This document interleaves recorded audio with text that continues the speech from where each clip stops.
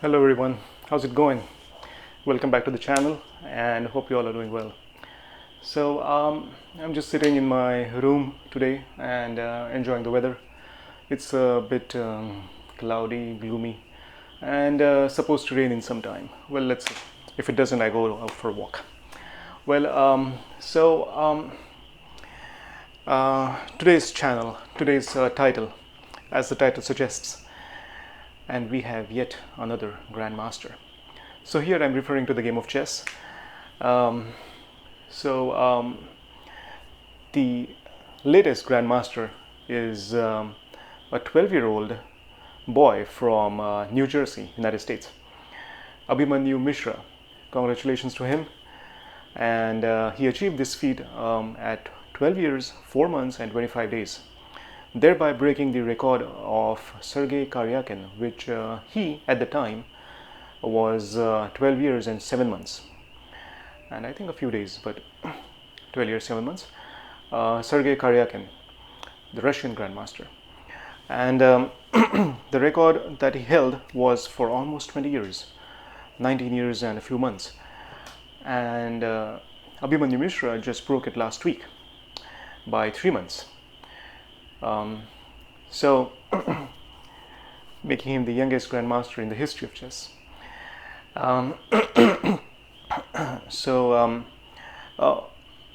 Since we're on this topic, what does it take to make a grandmaster? Let's discuss that. First of all, you need to have a rating of 2,500. That is the ELO rating or ELO rating, which is followed by the FIDE, the highest governing body in chess. And you need to have that rating of 2,500. And then you need to have played at least 3 different grandmasters from 3 different federations, and one of them can be the same as yours. Like for Mishra, he is from United States, so one of the grandmasters can be from United States, and he has to achieve at least 2 favorable norms, which is a win or at least a draw against 2 of them, and his performance should be more than his rating. So his performance should be at least 2,600 or 2,600, which is 100 more than his rating. So and there are a few other small rules to be accounted for. I will put up a link so you guys can check. Now why am I pointing out towards this? We have another grandmaster, a Russian grandmaster, who is currently challenging Magnus Carlsen, who is the world champ, for his throne, and that will be held in November in Dubai. So he's Ian Nepomniachtchi from Russia, and Ian Nepomniachtchi is going to challenge Magnus Carlsen for the world champion in the world championship match. So Ian Nepomniachtchi said that, do we have to take a look at the rules, because there are so many young prodigies. Of course, they have to be a prodigy to be a grandmaster at the age of 12, 15, 19, 20. You have to be a prodigy, a genius or a savant, as they call them in French.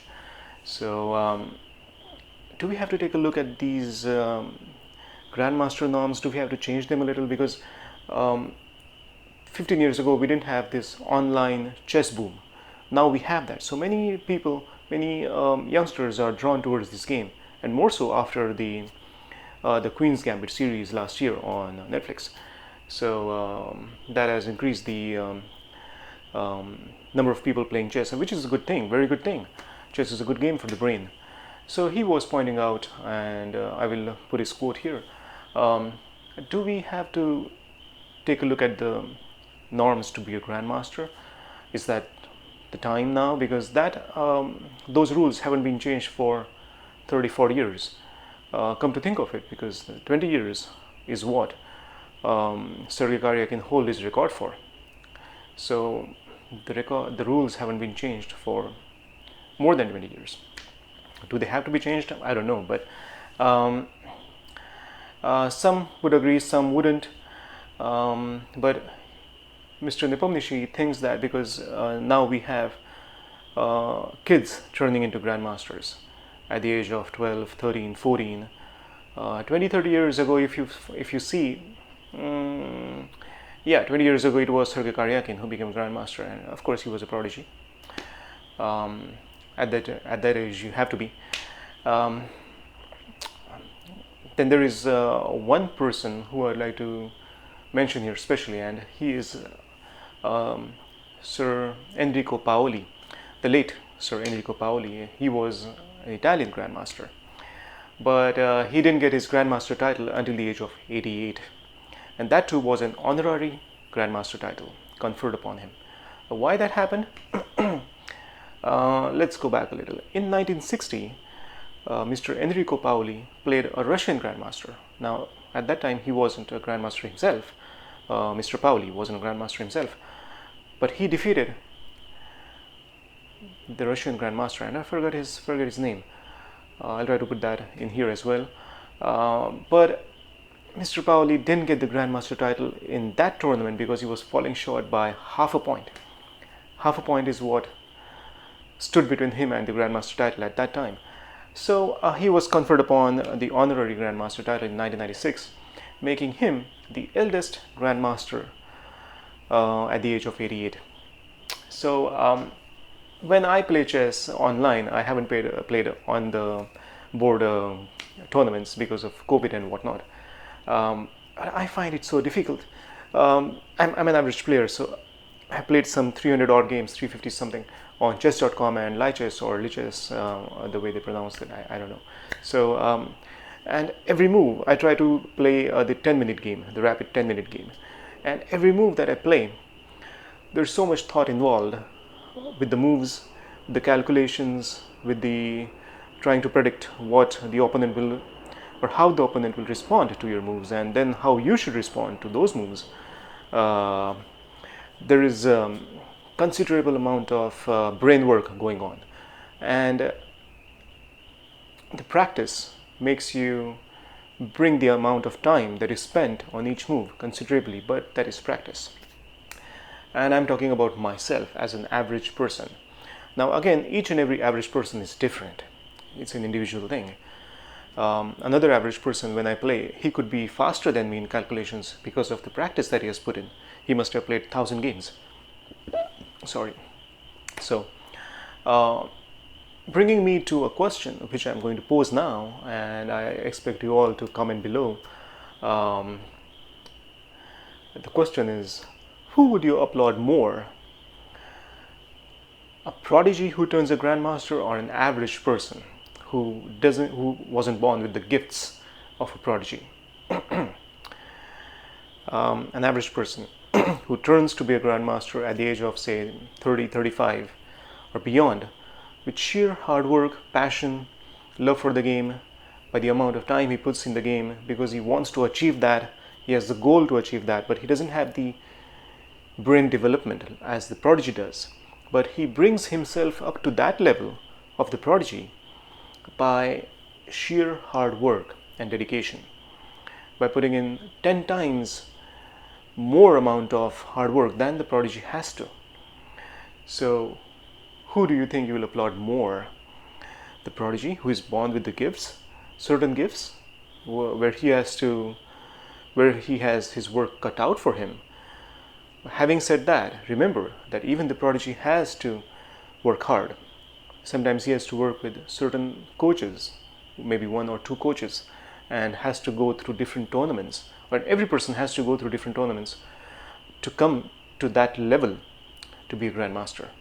But the prodigy has his work cut out a little bit, because he already can see those things which an average person cannot. He's born with those gifts. He can see the calculations way faster. He can spend way much more little time on any move that he's going to make, and can fathom things that an average person cannot. So that's why when I play chess, I sometimes think a person achieving the grandmaster title at the age of 45, his efforts are more commendable than the prodigies. That's what I feel. But nothing to take away from the prodigy. He's born with those gifts, and who wouldn't like to be born with those gifts, right? You have your work cut out for you. So hence I am asking this question. What do you feel? Do you feel that the work put in by the average person to achieve, to come up to that level of a prodigy, do you think that is much more commendable of an achievement than a prodigy achieving the Grandmaster title? At least I feel that would be the case. I would applaud a person achieving that Grandmaster title by sheer hard work and passion, dedication, love for the game, and be it any game, any kind of sport. So when you don't have those gifts, but you still want to be there at that level, that pinnacle, then it demands much more of you, because you have to now condition your mind, your body, your soul up to a certain extent, because you cannot think of anything else, because your mind is so singularly focused on that achievement that you want to have in your life.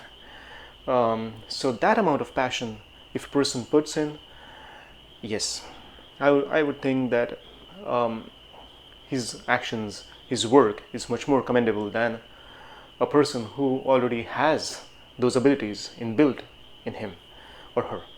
So having said that, my question to you all guys is, what do you think? What would you do? Would you applaud an average person's actions, his hard work, achieving a chess grandmaster title, and then maybe a super GM, which is 2700 rating? Yeah, it's quite a high rating, considering Magnus Carlsen is 2800 something. Yeah, so what did you do? So that's my question for you guys in this episode, in this channel, for today. And let's try to keep it clean. I know it's getting dark, and maybe I'm not being that clear of maybe that my face is not that clear, but anyway, it's almost 8 o'clock and I should have put on the switch on the light. So okay, all the best to all of you who wants to achieve that goal in life, in whatever sport or studies for that matter. And if you find it hard but you still want to be there and achieve that, all the best to all of you. Keep trying, have that singular focus in your life. And I'm 40 years old. I have found that I've made many mistakes, haven't achieved what I wanted to achieve, but I wasn't that passionate about a few things. But now I am, and I'm not going to name them. Yeah, the list is not just one, but my list has 2-3 different items on them, and I want to achieve them. And I'm not a prodigy, please. I'm 40 years old. I'm not a prodigy at all by any means. But I'm finding that myself at a stage where I am discovering myself. I know what I want. I'm clear about that at this stage, and I'm working towards it. Slowly, steadily, every day. Yes, I'm a lazy person, and that's a very big minus or negative in my career, in my life. So I'm going to put that out there. So let's see what all achievements I can try and get into my life, so that I can have those good memories down the road. And I wish you all the best to all and each and every one of you who wants to achieve something in life, be it out of hard work, passion, or whatever, the way you want to do it, but just do it. No, not a Nike endorsement here, but yeah, just go ahead and achieve that.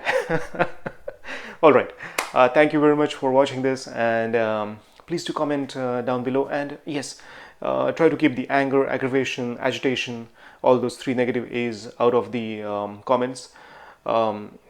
It's just your views, your perspectives of who will you applaud more, a prodigy or average person who puts in 10 times of the work and comes to that level.